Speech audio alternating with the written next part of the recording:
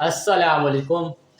جیسا کہ پچھلی ویڈیو میں نے آپ کو بتایا تھا، اسلام کے 5 بنیاد ہے۔ گواہی دینا، گواہی سے کیا مراد ہے؟ گواہی سے مراد یہ ہے اللہ تعالیٰ کے سوا کوئی محبوب نہیں اور رسول اللہ صلی اللہ علیہ وسلم اللہ کے سچے رسول ہے۔